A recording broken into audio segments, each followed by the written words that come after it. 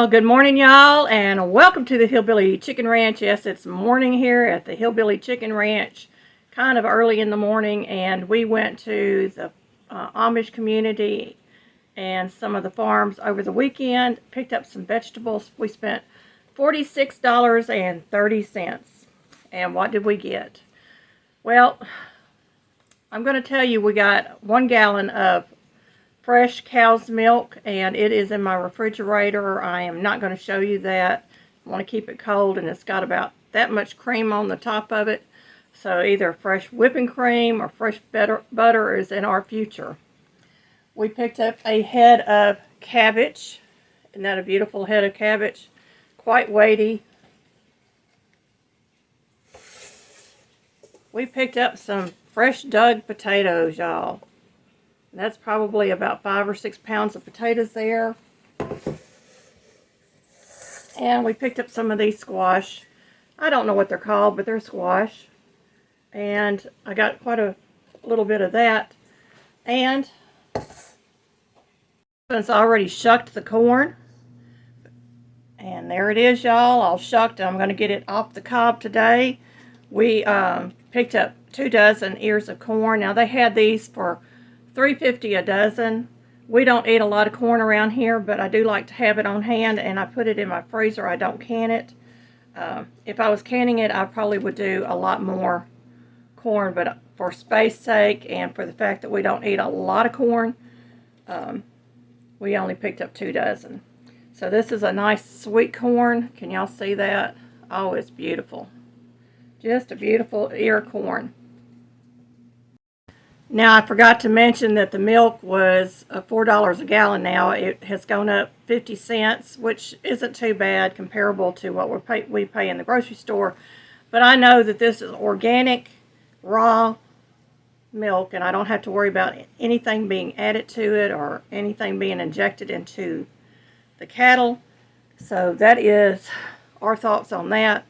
And I prefer the raw milk because of the enzymes in that raw milk that helps with the saliva that I'm having an issue with.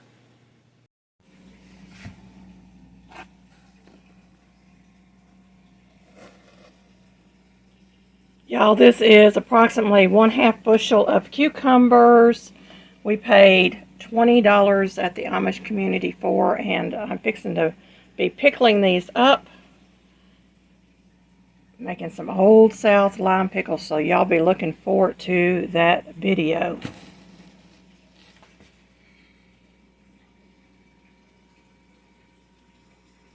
For the weekend, my friend offered us some tomato plants, and I got out here and I've drained some of the water off, but they are just standing in water right now from all the rain we had last night. So we got several varieties of tomatoes, and I don't even remember all of them. And we have a muscadine right there. She also gave me some flowers to put in my flower bed there. And then at the Amish community, they had these tomato plants.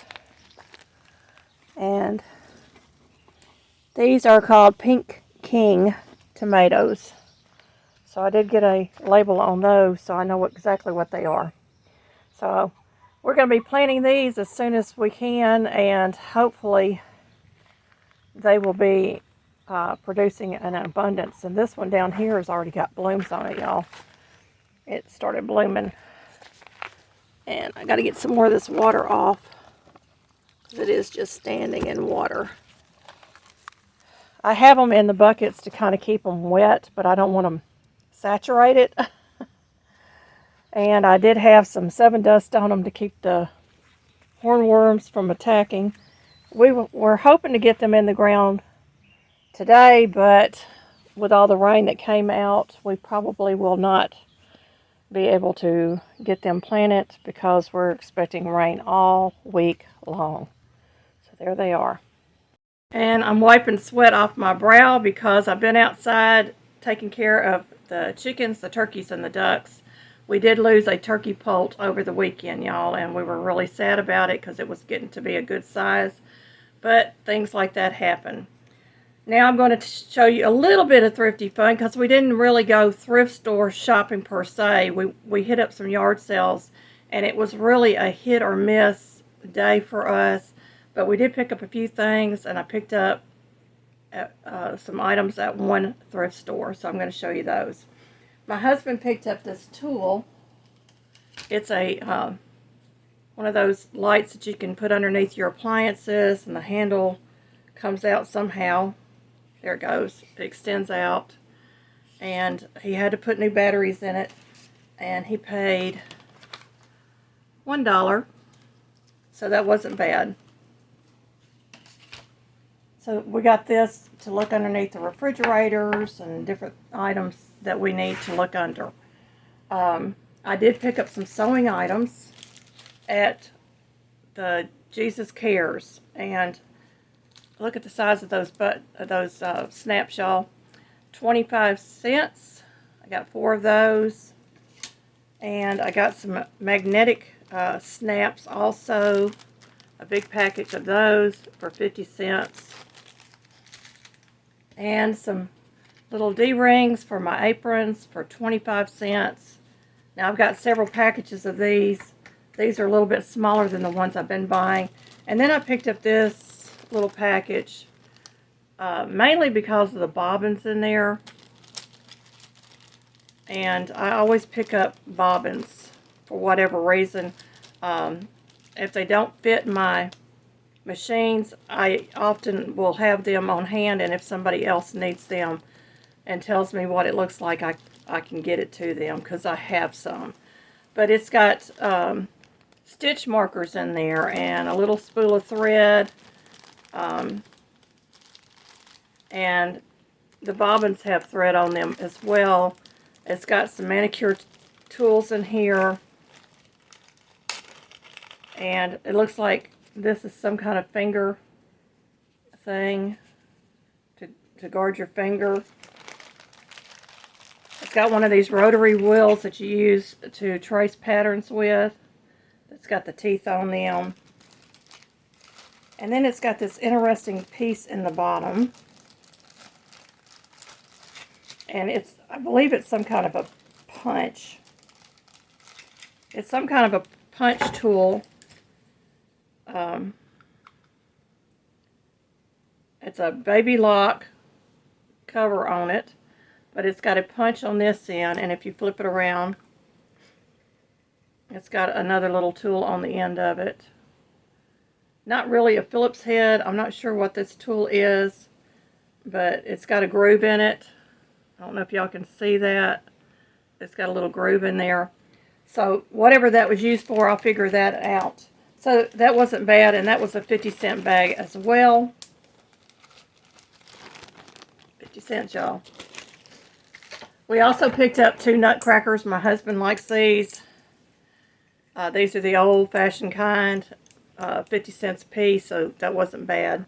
And y'all, I'm sweating. Sweat's just pouring off of me. So y'all forgive me.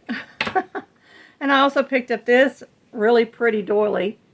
Look at all the work in that, y'all. Just absolutely gorgeous. And it was also 50 cents. Could not believe that. Now, yard sale items other than the light, we really didn't get a whole lot. My husband picked these up. And he paid too much for them. He paid $5. But they're going to get cleaned up. We are going to do an outdoor porch for me near the garden so that I'll have some area for shade. And those are going to go in that. Then I picked up a quilt. Now this is a really, really nice lap quilt. It's got a nice turquoise blue fabric on the back with a pocket. And I'm not sure if the pocket is for a pillow. Put my hand in there so you can see. Or if it was for somebody's feet. But anyway, it's got a pocket on it. And it's got all kinds of embroidered squares. Machine embroidered squares. There's another one. Then it's got these yellow panels in there. And there's another one. So somebody was practicing on their embroidery machine, apparently. And I thought that was just really, really cute. I'm going to open it up. I don't know if you can see all of that, but it is a very pretty little lap quilt. Or it could be, you know, like a little toddler nap quilt. It's not a real heavy quilt. It's kind of a lightweight quilt. And it is homemade. I'll show you the stitching on it. They did a little decorative stitching. So it was just a really nice little sampler quilt. We did pick up this. Love Never Fails. It's a wood sign. It came from Kirkland's. It was originally $16.99. And my husband paid $2 for it. I'm going to take this out and I'm going to make sure this is good and sealed, and this is going to go into my little garden porch area. I thought that was a really nice little sign to have. And we picked up this. This is really unusual. This is a tray, and it's got holes in it, and it's got all these sticks. And I asked the lady, I said, what did you use this for? And she says, oh, that's for carrying casseroles of different sizes when you go to church functions and parties and stuff. I said, oh, okay. But I'm going to use it for my crochet squares to square them up or block them before I put them together. And I thought that was really neat. She's got it all tied off with a bread wrapper with these little sticks in here. Let me get that out. And she's got several sticks in here. And of course I can go pick up these dowels anywhere. And they're quite long. They're about, I'd say, 4 or 5 inches long. And you would just place them in here to carry a casserole or whatever. So it would be like that. Or you can make it bigger. And you could carry a 9x13 easy in this. One of the big casserole dishes. And I'm just going to stick all the sticks in there. Put that one down here. So somebody was ingenious in making this. So, you know, in order to carry a big casserole dish. But these are about the size that I would do my crochet blocks. So I thought that would be great for that. And it's something I can put on a table somewhere and out of the way, spray it, get them blocked, and then I can put my blocks together without any problems. And I really liked the idea of it. I don't think I paid but maybe $1 or $2 for it. So it was really worth buying. Really neat, unique item. There it is, all put back together. And the holes did not go all the way through. Of course, they've got their name written on the back of it, so nobody would take it from them. Really, really nice. I had to go outside and pick this up and bring it in, and y'all, I'm in a sweat. I'm not kidding you. But we picked up this. It's a little plant stand. We picked this up at our local thrift store, the Jesus Cares, and we paid $2 for it. It's got a little bit of rust on it. I'm going to paint it. And we paid, see if I can get the tag where you can see it. We paid $2. Of course, it's upside down. $2. And it's got a little ivy on it. So that's going to be really pretty. I'm going to put this in my flower bed with some pots on it. And I've got another plant that I want to put on my little table that I got out there. So that will come in really, really handy. I've got some more items to show you. What is the last items I have to show you? It's jars, jars, jars. I was so excited, y'all. We stopped by this one yard sale, and it was a little old man and his daughter there. And he was cleaning out some of his things, and he wanted to sell some jars. And I told him I did canning, and he had, well, first I'll show you this. This is pint jars. There's one jar in here that is one of these button top jars, and there's another one that's a little bit different. And I use these tops. You can actually can with these. If the seal on them is good, you can can with these. It's a little bit of different process. Here's another one with a button top on it. So there was a couple of those. But anyway, I got these for $5.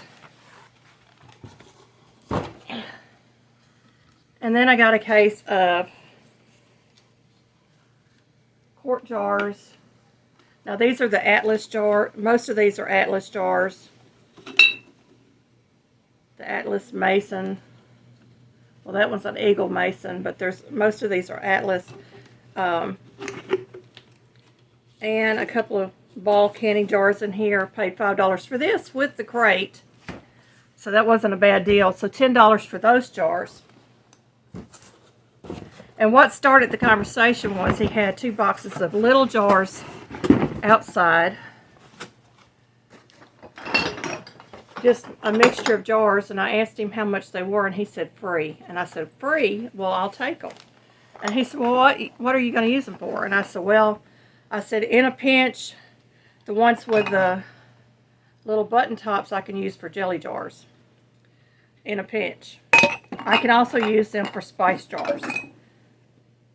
So there's all kinds of different jars here. See, that's another button jar. There's an old Hershey's top. And the gaskets on the inside look really good, y'all. So he had these stored in his garage. And there's just a variety of shapes and sizes. And another full box of jars. And this one has the free tag on it. So don't ever pass up a chance or an opportunity to get jars. Now there's a few of them in here that don't have the lids. That's okay, because I can take the lid off one and put it on the other if I need to, or vice versa. There's many, many uses for these kind of jars. You can take these and put some vinegar in it, a little bit of dish soap, and set it by your sink. It will catch gnats. And you can use them for grease to throw away in the trash if you have old grease that you want to get rid of. Just fill the jar up, put a piece of foil over the top, toss it. So, I mean, even without the lids, they're still useful. And these were jelly jars, y'all. So, I mean, there's all kinds of good jars in here. A cherry jar. These are little pickle jars. And I'm always telling folks, don't throw away your glass jars because they're getting harder and harder to come by. So there's a whole slew of jars in here. I was thrilled to get them. This one has a shaker top on it, and they had equal in it. It says equal on the top. And y'all, that is probably a sugar container, and they lost the lid to it.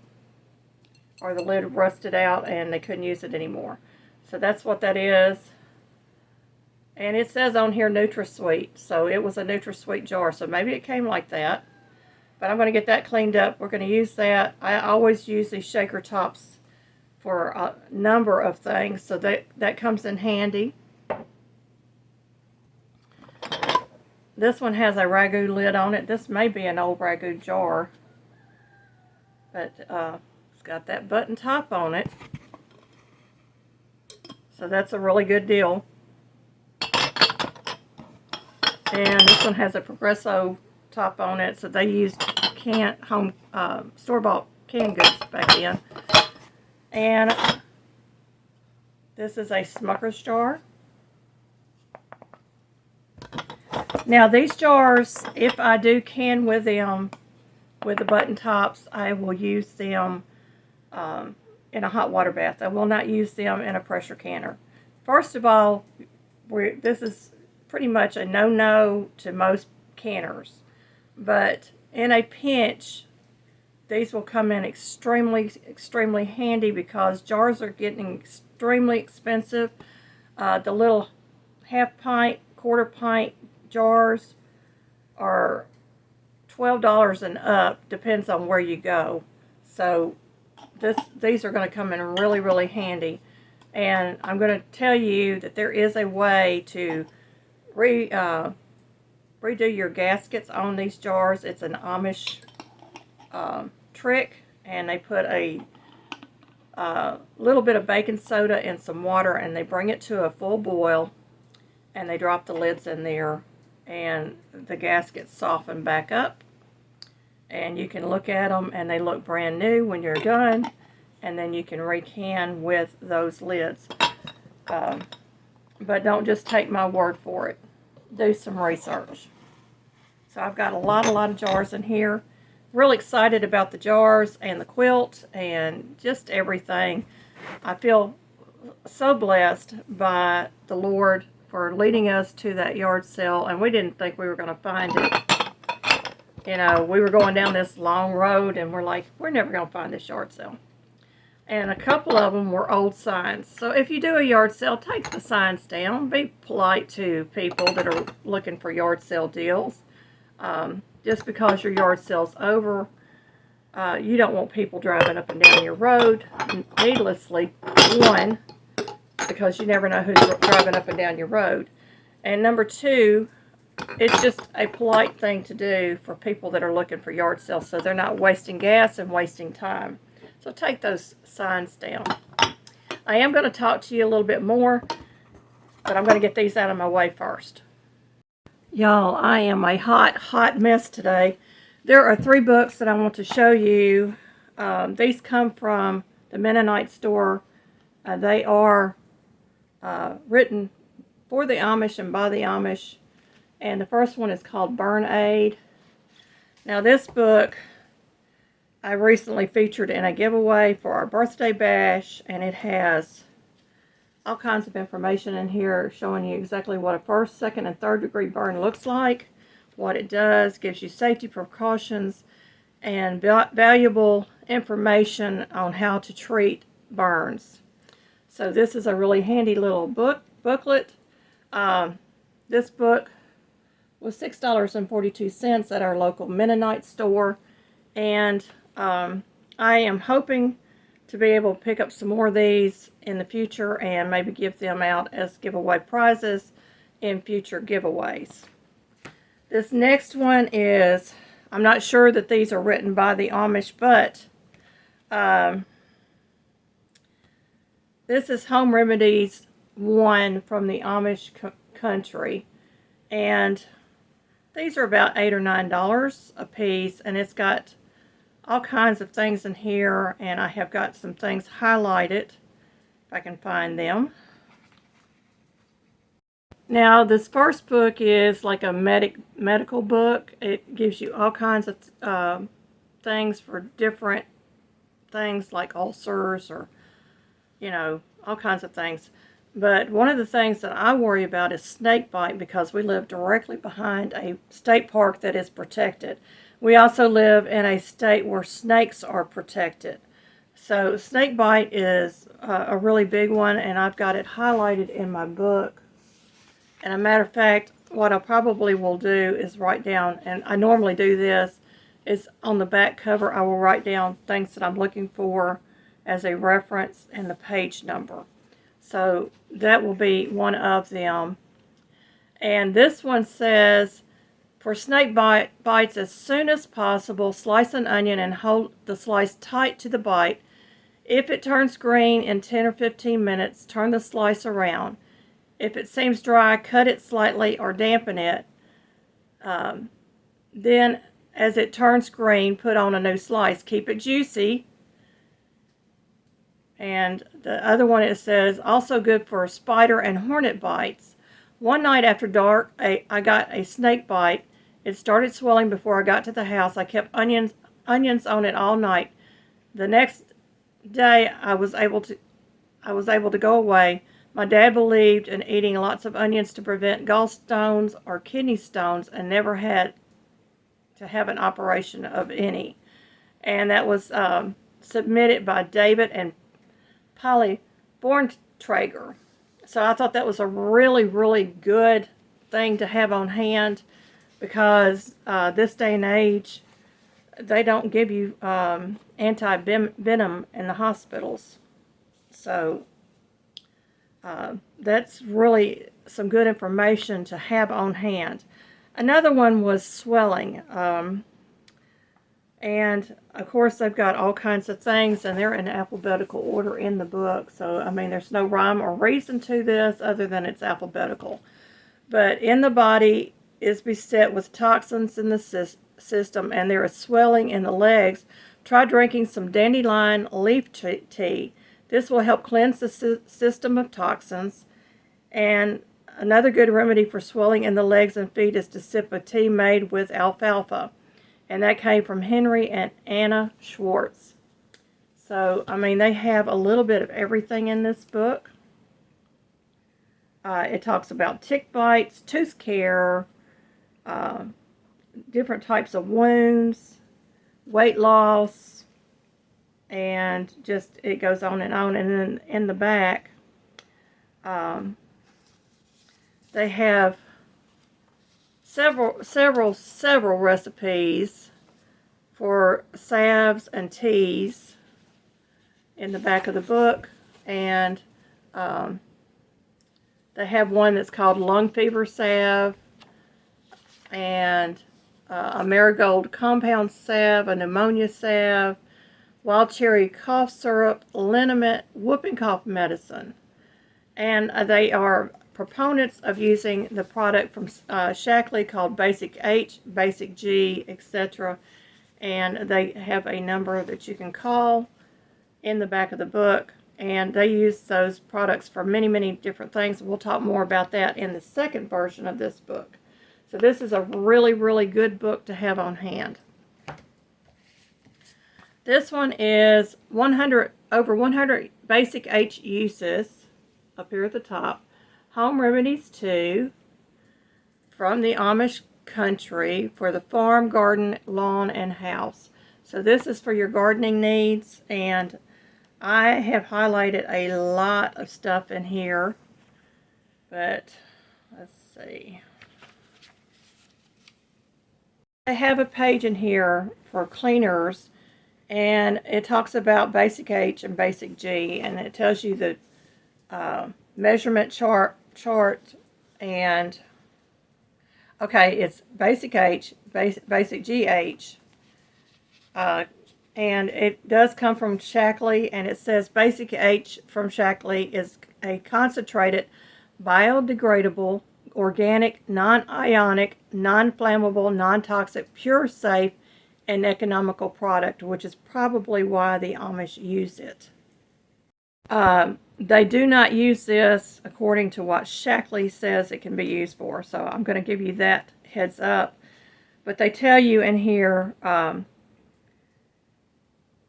list of some of the benefits. Little of it is required for any job. It decreases water repellency, making water 100 times wetter. Decreasing water repellency will increase water droplets, thereby giving better coverage for insecticides, fungicides, and contact herbicides. And it tells you how to do that. It emulsifies the waxy film on leaves and plants. And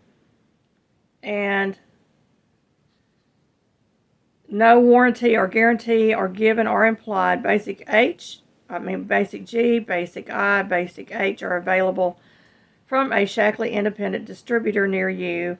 And then they give you different things that you can do with the mixtures down here. 1 teaspoon of Basic H, you can use 4 drops in a 16-ounce bottle of water to wash all windows on the inside, including the sills and mirrors. 3 drops to a cup of water and a soft cloth or brush will remove finger oils and leave phonograph records magnet-free. 2 drops on a wet cloth to clean shoes. Will not wax finish. Shine with a dry cloth. So they give you several ideas of how to use this. And in this book is the recipe that they use for used canning lids. You put 2 tablespoons of baking soda in a 2-quart kettle of water and use canning lids and cook a few minutes. As long as the rubber part looks okay, it can be used again unless the tin part is blended too much. And that came from Amos Yoder. And they also said put a squirt of vinegar in the water when canning and your jars will be free from water stains. And they came from Clyde Yoder. So there's a couple of really good canning ideas in here. Mildew remover would be 2 quarts of water, 1/2 cup of vinegar or lemon juice.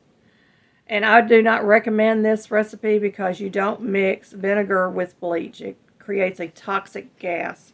So this would be a recipe in this book that I would not use. Because they're saying soak for several hours or overnight. And that's releasing toxins into the air, and you don't want that. So that would be one recipe in the book that I would not use. Now, there are other recipes. I've got all kinds of gardening stuff marked. Things that they use to help you with your gardening. Just pages and pages of this, y'all. And they have recipes in here to help you along the way. And it talks about using sulfur and Epsom salt and cider vinegar, peroxide, and molasses in your garden. So I thought that was really interesting. Basic H is not a fertilizer according to this. They found that this is very effective for alkaline soil because it has a neutral range pH. And they talk about the farmers are using it instead of fertilizers on their crops. So they have a good section on the Basic H in here. And they talk about the animals and different diseases that the animals can get. They talk about insects, insect repellents, insect sprays, and just a number of things in this second book. And it is very, very handy. And again, they have recipes in here for you. If you have laundry that's going out on the line and it's freezing, add 1 cup of apple cider vinegar to the rinse water of your laundry and your laundry won't freeze so hard. This will also soften the wash. Thought that was really interesting. And then they talk about plucking chickens. And you need to add 2 tablespoons of soda to 4 gallons of scalding water. So that's a good tip for those of y'all that are harvesting your own food.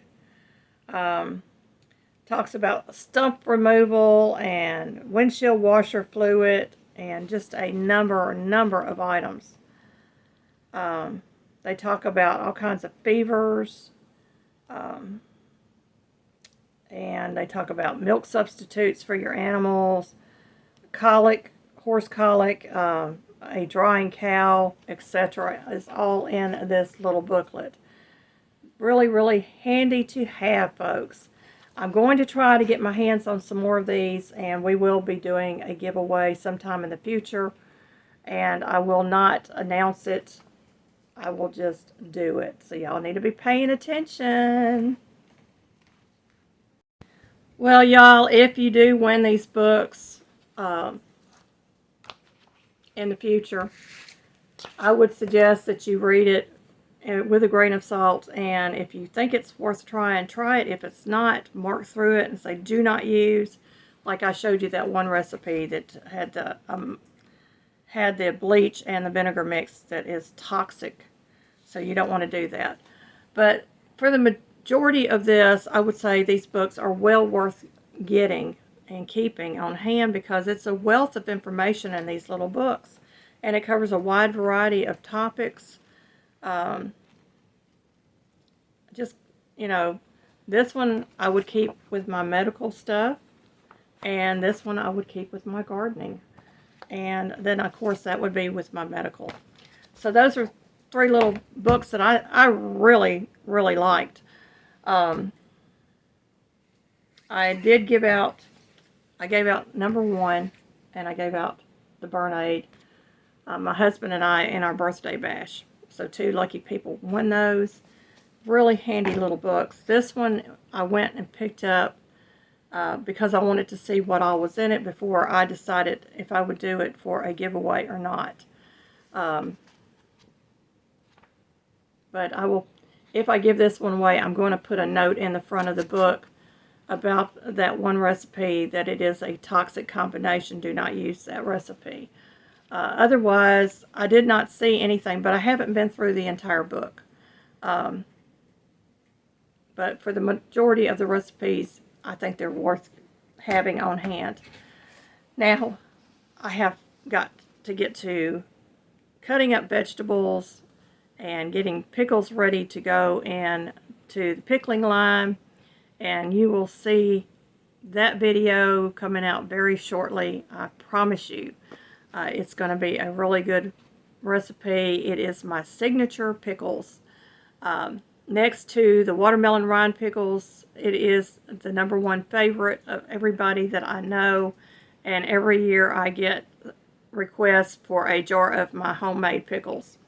So anyway, that's all I have for y'all today. I hope that I've given you some information or something that is useful for you, and may the Lord fully bless you. And oh, if I do find that these are online, I will put a link to them in the description box below, in case you've got an itch to check out these books. So thank you again for watching, and may the Lord bless you immensely.